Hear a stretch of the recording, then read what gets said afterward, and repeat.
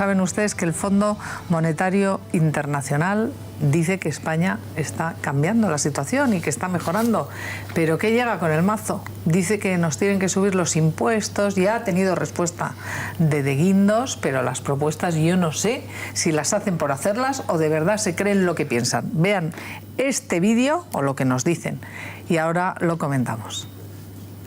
La economía española ha dado un giro, dice el FMI, y ha superado el bache. Las medidas económicas que se han adoptado, asegura el fondo, empiezan a dar sus frutos. A pesar de este dato, recomienda adoptar medidas que permitan así trasladar al mercado laboral esta mejoría. Cree que es necesario hacer más flexibles las condiciones de trabajo y dar más margen a los empresarios para ajustar los salarios. La institución apunta a que hay que equiparar el coste del despido de los indefinidos al de los temporales, 12 días por año para todos, es decir, reducir casi a la mitad los 20 días que corresponden a los fijos. También plantea reducir los intereses para ampliar los plazos de devolución de la deuda a aquellas empresas que son viables pero tienen problemas financieros con los bancos o con el Estado, porque si las pymes crecen, explica el FMI, también crearán empleo. En materia fiscal, el fondo propone reducir el número de productos con IVA reducido del 10%, además de bajar el impuesto de sociedades y subir los especiales como el del alcohol, a lo que el gobierno, por cierto, se niega. El gobierno lo que ha dicho es que no va a subir otros tipos de impuestos, no se va a compensar. ¿Por qué? Porque está perfectamente imbricada, engarzada en una reducción del déficit público y por tanto es factible, y además en una recuperación económica. Convencidos de una recuperación que sin embargo no se ve reflejada en la sociedad española. El 27% de los ciudadanos está en riesgo de pobreza, 1 de cada 5 habitantes. La tasa ha crecido casi un 3% desde el año 2009 según los datos del Instituto Nacional de Estadística.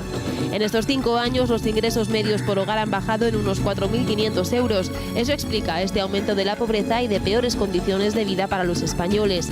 También cada vez más hay familias que se retrasan en los pagos de la vivienda como la luz, el agua o el gas. Lo más dramático llega cuando se desglosan los datos y se descubre que los más vulnerables de esta situación son los niños. 1 de cada 4 en España está en riesgo de vivir en la pobreza.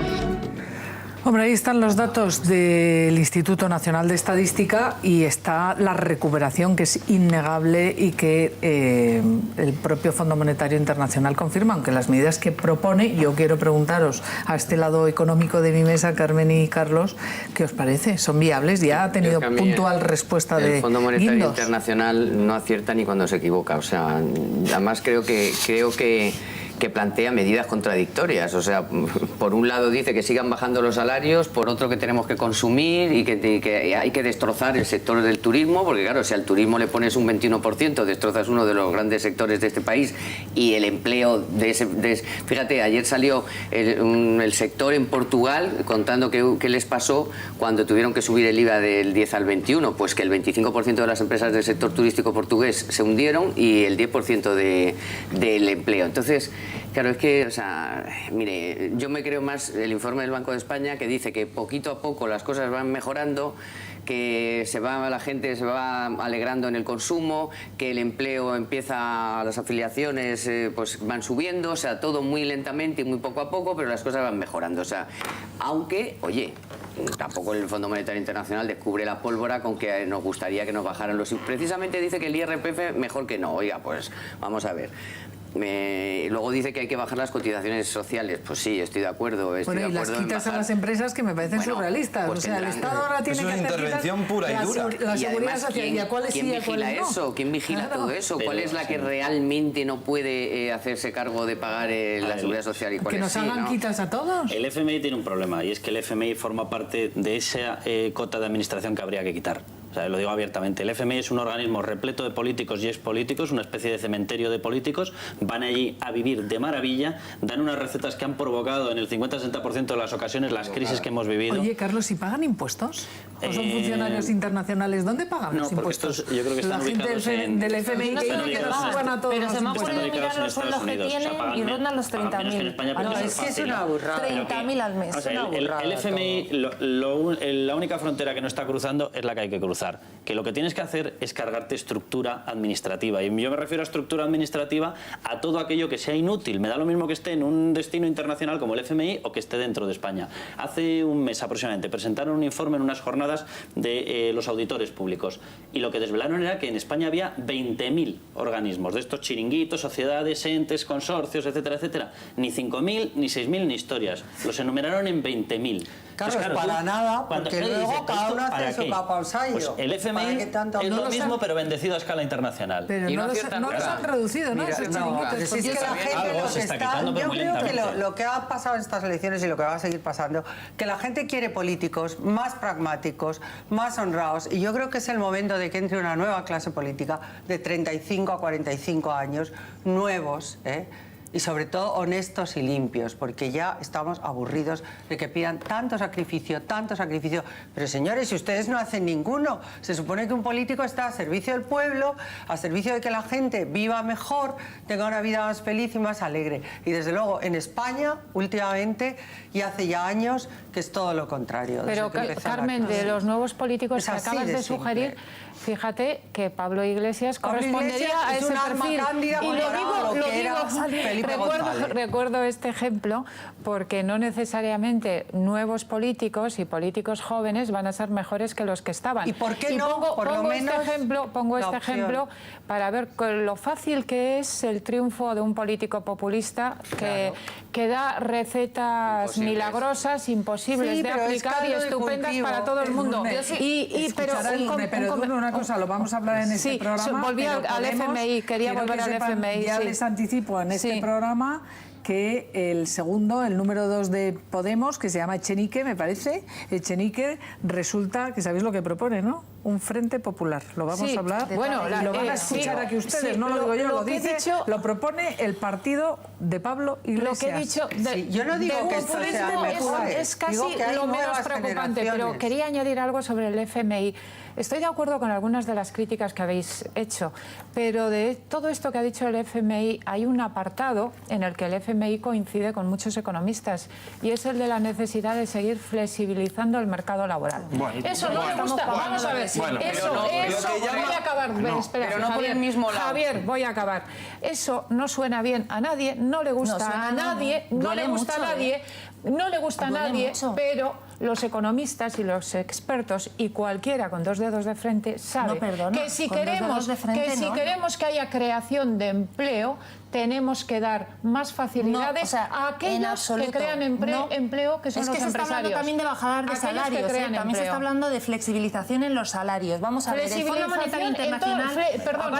Añado una cosa, flexibilización en los salarios, dice el FMI, en aquellas obviamente en aquellas empresas que están en crisis, ya en 800 euros seguimos bajando, 1.000 euros seguimos bajando, 600 euros bajamos salarios. ¿Que cierren o que permitan pero déjame, si esa es la típica excusa para decir que cierren o no, perdona, yo creo que hay otras medidas.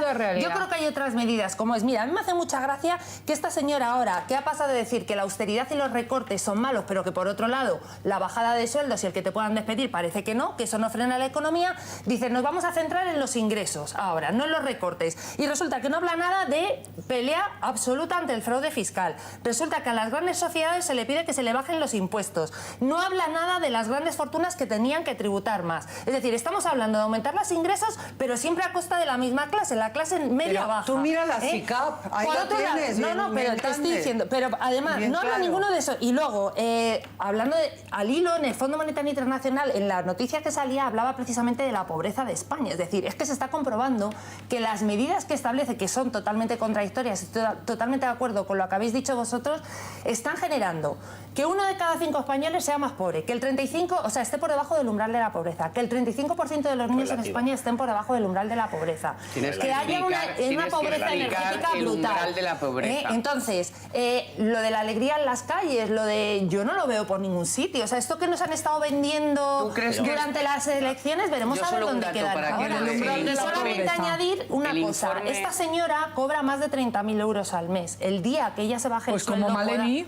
Bueno, si me da igual, pero estos están promoviendo una austeridad que ya no en eso tienes toda la razón. El problema aquí es que quien está dando las lecciones declaraciones se tendría que estar callado. Efectivamente. Pero una cosa, yo... Mira, pero como el siempre otro día... igualando por abajo, que yo tampoco estoy de acuerdo, o sea, que los que menos tienen son los que siempre pagan. No, pero es que siempre hay que igualar por abajo, entonces no, lo que se trata es de ampliar que los de abajo vivan mejor, no siempre que los de arriba. Para que los de arriba vivan peor. No, bueno, vale, aquí a los únicos que se les apoya es a los grandes empresarios, los grandes capitales, pero el currito que tiene una nómina paga una barbaridad. Yo estoy prácticamente de acuerdo con todo lo que habéis dicho. Ahora bien, perdona un segundo, Carlos. Sí creo que realmente el gobierno hará finalmente una reforma fiscal en la que se toquen los tipos reducidos del IVA y se igualen al tipo general. Eso creo que va a suceder. Llevamos meses hablando de ese tema y demás. O sea, que lo van a subir. Y eso, sin lugar a dudas, una subida de impuestos indirectos, cualquier economista te dirá que va a afectar a la demanda, que eso va a bajar a la demanda. Y que cuando baja la demanda, bajan los ingresos en las empresas. Y que cuando bajan los ingresos en las empresas, normalmente las empresas suelen actuar intentando flexibilizar el mercado laboral, es decir, con despidos que si puede ser más barato Javier, mejor. ¿qué información tienes que desconozcamos y por la cual sepas que Guindos va a hacer algo distinto a lo que ha dicho? Se lleva diciendo y lo he escuchado y lo he leído en analistas económicos durante semanas previas, mientras el PP estaba en esa fiesta de la recuperación en la que decía que no, que todo esto se había acabado, que ya llegaban tiempos maravillosos y tal, y vemos que no. A ver, Carlos. Lo que estás diciendo ahí, hay una parte que es verdad, ¿eh? Vamos a ver, yo no sé si se va a aguantar la presión, pero la presión desde Europa está siendo muy fuerte para que eso ocurra. Hay un sector en el que está peleando mucho España, que es el tema del turismo. Si le aplicamos una subida del IVA al turismo, nos vamos a cargar el turismo. Y evidentemente. Con uñas siguientes. Yo no sé si va a ocurrir, pero yo de verdad, vamos a ver, aquí, yo no sé si nos damos cuenta que nos hemos metido en el discurso del FMI. El FMI dicen, miren señores, yo no hablo de reducir el gasto, yo hablo de quién tiene que pagar esta factura entre ustedes. Y ahora ustedes se pegan. Entonces Eva dice, las grandes empresas, y nosotros decimos, no, las grandes empresas no, porque tienen que crear empleo. Es que no tienen ni por qué ser las grandes empresas, ni tienen por qué ser los ciudadanos. Pero ¿por qué? Vamos a ver, el déficit significa que tú te estás gastando más dinero de lo que ingresa. Es decir, que intervienen dos parámetros, los ingresos y los gastos, que nos olvidamos de ellos y el FMI se olvida de ello porque no deja de ser aparato público. Oigan, señores, que es que no tienen por qué subirse los impuestos ni a las personas físicas, ni a las empresas, ni subirse las cotizaciones sociales, ni ninguna historia de estas. Que lo que hay que hacer es bajar el gasto. Que tú puedes encontrar el equilibrio sin tener por qué estar subiendo los impuestos. Y tenemos, pero una cuestión, vamos a ver. Lo que no podemos hacer es decir que vamos a nadar y a guardar la ropa. Vamos a ver, si hay que bajar el gasto, hay que bajarlo. Y eso significa políticos fuera, ¿vale? Hombre, estructura. Pero si no pasa nada. Ya empezamos. Si estoy de acuerdo. O sea, si estoy completamente de acuerdo. Hemos pasado. Estoy completamente de acuerdo en eliminar las diputaciones. Déjame terminar. Hemos pasado de la teoría a la práctica. Que sí.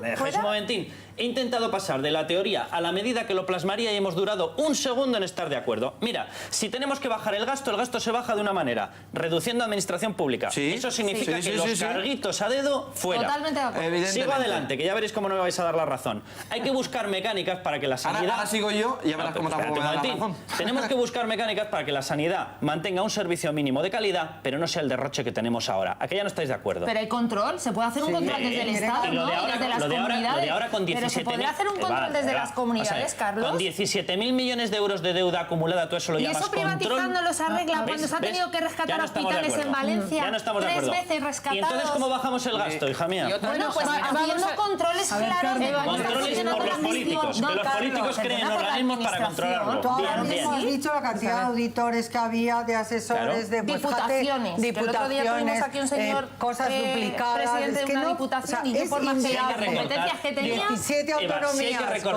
El Partido Socialista y la izquierda tiene que dejar de estar todo el santo día levantando la bandera del gasto. Porque si no, ya verás cómo recortamos. Si no, ya verás cómo recortamos. Combatir el déficit no es solamente recortar el gasto. Combatir el déficit también se puede... O subir los ingresos. Bueno, pues subir los ingresos, que no tiene por qué ser necesariamente subir los impuestos. Por ejemplo, con el tema de la evasión fiscal, que ese es otro tema que ha ganado precisamente las elecciones europeas.